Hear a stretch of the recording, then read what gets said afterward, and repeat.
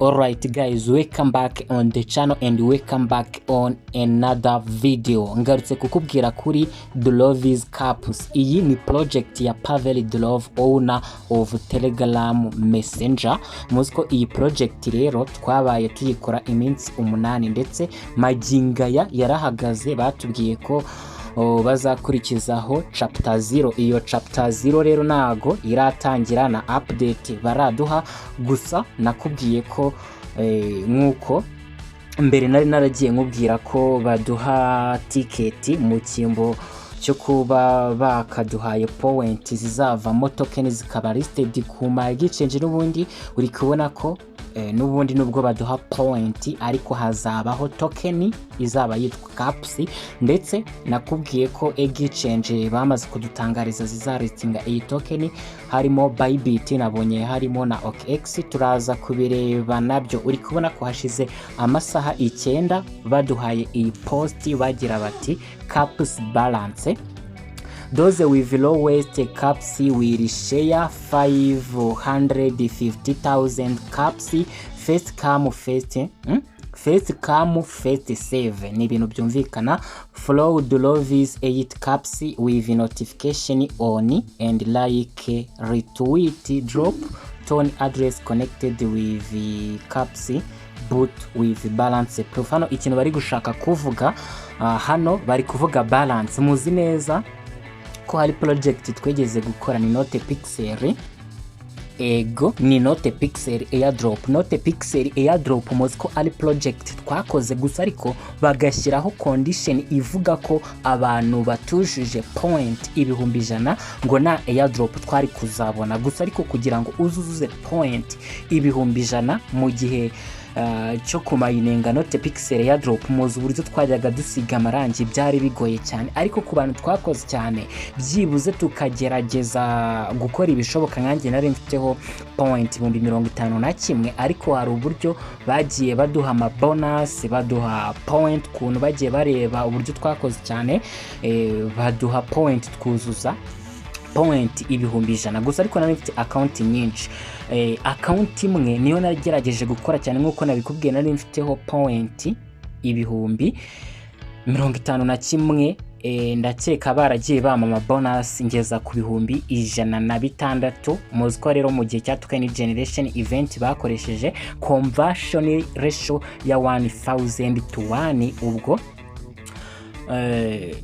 ubwo nukuvuga ko nyine abantu babonye Airdrop bari kuba bafite token 100. ego ni ibintu byumvikana neza cyane. Hanyuma uri kubona ko iyi project nayo yavuze ko abantu badafiteho balance ya ticket zigera ku 150 na Airdrop bazabona, gusa ariko hano bavuze ko hari uburyo abantu badafite is point 150, abantu bafite point ziri munsi y'izi 150 nabo hari uburyo bashyiriweho kugira ngo bahabwe izindi ticket zizabafashe kuzuza ticket 150 kugira ngo muzabone Airdrop, kuko muziko izi ni ticket nago ari point. Hari uburyo bazagendera kuri izi ticket bakaduha token, gusa ariko nkuko nari nangiye kubikubwira, niba utujuje ticket 150 bavuze ko ukwiye gufollowinga iyi Twitter account yitwa Durov's 8 caps, ugataninga notification, hanyuma ugatanga tone address yawe wa connectinze kuri caps Airdrop kugira ngo bacheckinge niba koko waragerageje gukora cyane ukaba ufiteho nka ticket 120. mwabonye ko gusa ariko babivuze ngo first come first save. bari kuvuga ko abantu ba mbere bafite amahirwe yo kuzabona kuri cap token bazatanga zigera ku 550. ni ibintu byumvikana cyane. iyi post nicyo yarishatse gusobanura, icyo ni kimwe. ego uri kubona ko nari nakubwiye ko exchange zamaze kuba zitangazwe ko zizaristinga cap token, ni Bybit ngiyi uri kubona ko nyine, ego Bybit izaristinga caps token, ndetse uri kubona ko na OKX nayo izaristinga cap token, ndetse nizere ko iyi project izakukinga weri bitewe nuko byavuzwe ko ari project y'intangarugero igaragaza uko izindi project zagakwiye kwitwara. Hanyuma rero nk'uko nabivuze mining yarahagaze, batubwiye ko hazakurikiraho chapter 0 cyangwa se chapitre 0 kugeza maginga ya muri iyo chapitre 0 bari batubwiye ko ikintu tuzakora ari ugustakinga.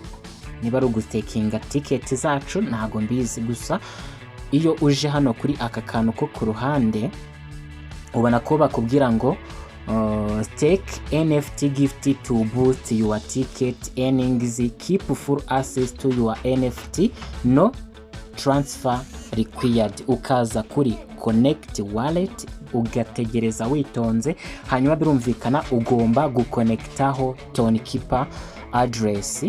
Iyo ugeze hano urategereza nyine Tokenkeeper igafunguka, hanyuma iyo ubonye nta kintu kiri guhinduka ushobora gusubira kuri Telegram ukaza hano kuri retry. Ngira ngo hano bihita bikunda neza cyane, tugahita tuza kuri connect wallet, hanyuma tugatanga uburenganzira dukoresha fingerprint cyangwa se password cyangwa se ubundi buryo wasetinze. Hanyuma uri kubona ko hano batubwira ngo ops you have no NFT gift. Hano nababwiye ko ariko n'ubundi ziriya ari ticket, ziriya dufite kuri balance ni ticket. Uri kubona ko ngewe mfiteho ticket 620. Hanyuma bari kuvuga ko na gift dufite, rero nugutegereza ko bazagendera kuri izi ticket bakaduha gift. Wasanga izo gift bazaduha ari nazo zizaba ari token, tugastakinga izo token mu minsi runaka mbere yuko TGE iba cyangwa se mbere yuko ziba rated kuri ziriya exchange zirimo OKX, Bybit ndetse wenda n'izindi bazadutangariza. Maginga ya connecta wallet yawe, wicare uziko wallet yawe iri connected. Ikindi abantu mudafite ticket balance zingana n'150 mwabibonye ko muri bufollowing Twitter account Durov Caps mugataninga notification on, hanyuma mugafata iyi toni address mwa connectinze hano, mukayishyira muri retweet cyangwa se muri comment mukayipostinga kugira ngo bazabahe ticket zibemerera kuzabaha gift. Umuntu rero udafite gift cyangwa se umuntu udafite ticket 150 na gift azabona cyangwa na token azabona. Gusa mbere yuko baduhaye token cyangwa se izi gift tuzazi stakinga, birumvikana zizaba ari caps token kuko izi ni ticket. Bazareba ticket ufite baguhe gift, iyo gift izaba ari nka token uzi staking mbere yuko uzi trading. Ikindi kintu ngira ngo mubwireho guys mbere yuko ngenda ni Paz Airdrop. Paz Airdrop ari ukuntu mbonye update kandi mukanya nari naguhaye video. Reka turebe kuri Paz Airdrop. Hari task bari baduhaye yo kuba twafollowinga Twitter account nshyashya yabo. Batubwiye ko bari buduhe nyine point 5,000 ngira ngo pause point. Hanyuma reka nze turebe kuri iyo update akantu gasa nkaho kiyongereyeho. Okay, hanyuma ngira ngo uri kubona ko pause iri gufunguka kuri Telegram. Reka dutegerezeho gatoya. Hanyuma tuze hano kuri N. Nituza hano kuri N uri kubona ko iyi ni ya task baduhaye. Ngewe ndabona letters nazigize noya gusa, ariko nyine hano kuri go iyo uhakanze uri kubona ko ujya kuri X, ariko ntago ushobora kuba wabona nyine linki batanze ya account turi bufollowing ifunguka kugira ngo ufollowing iyo Twitter account. Ndetse uri kubona ko hano hariho umubare w'abantu bamaze gukora iyi task cyangwa se bamaze gufollowinga iyo Twitter account. Hanyuma ni gute turi buze kubona izi point 5,000? Turazi kuzibona ari uko aba bantu bamaze gufollowinga iyi Twitter account bamaze kuba miliyoni. Niyo mpamvu uri kubona hano abantu bamaze gufollowinga iyi Twitter account ni 315 81 kuri miliyoni imwe. Miliyoni imwe niyuzura iyi Twitter account nimara kuzuza aba followers miliyoni imwe, ngo buri muntu wese baramuha pose point 5,000 gusa. Ariko ibi ngibi musko begeze kubikora igihe baba suspendingaga kuri X account yabo ya kangahe, ni ya kabiri, ngira ngo ni ya kabiri. Bari kuvuga ko niba bavana muri bani buri muntu wese bari bumuhe miliyoni ya pose point. Turi kubona ko rero gusa wenda hano ho bishobora kuza gukunda. Rero ni icyo uri bukore kugira ngo ufollowinge iyi Twitter account ya pose. Iyo ukanze kuri go uri kubona ko nta gihinduka gusa, ariko uraza kuza hano muri search usacinge pose labs ego ni iyi ngiyi uze kuyifollowinga. Gusa nubwo batubwiye ko imaze guflowingwa n'abantu ngibi 315 ndi kubona ifite aba followers 80,000. Sinzi niba ari iyi cyangwa se niba ari iyi ngiyi yindi ya pose community. Byashoboka ko ari iya pose community, ndi kubona wenda ariyo yenda kugira aba followers benda kugera ku 300,000 gusa. Wenda zose uze kuzifollowinga gusa, ariko ikingenzi twereka dutegereze ku itariki zingaho bwo gusa ni ku cyumweru hafi aho. Dutegereze TGE, dutegereze trading ya token zacu. Hanyuma ikindi kintu dushobora kurebaho ni dogs airdrop yo ngo bimeze gute.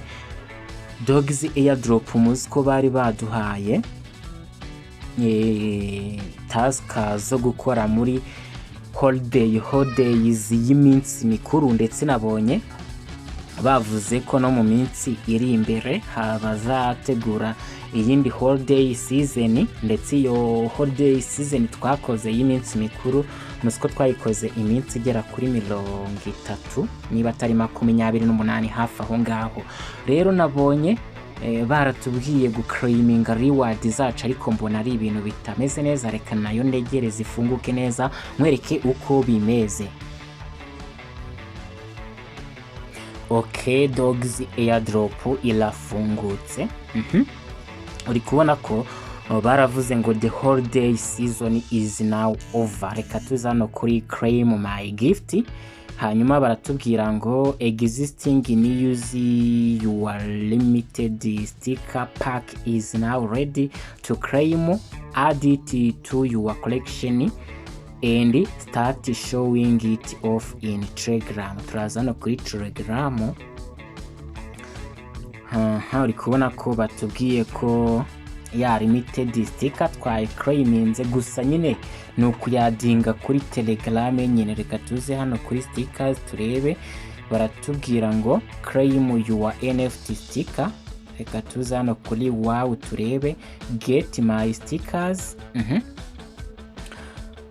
Bari kutubwira ngo winter adventure stray dogs. Reka tuze kuri get my stickers. Ibi bintu nanjye sinzi ngo bikora gute no kubigerageza ubu ngubu. Okay, them you are true urge. Congrats on snagging your sticker. We are already preparing your pack. See my pack. Reka nzano kuri see my pack hano hasi turebe. Uri kubona mu by'ukuri nyine iyi NFT yacu wenda no kuyadingaho hano. Uri kubona ko izi ni iyi ni sticker yanjye muzi uburyo nayibonye. Hanyuma iyi niyo winter adventure sticker bamaye. Dogs rewards ni iyi ngiyi sinzi ngo iyi sticker cyangwa se cyo kimwe n'iyi ni NFTs. Zaba NFTs wenda n'ibintu byumvikana, ariko tuzatradingira he ni ikibazo.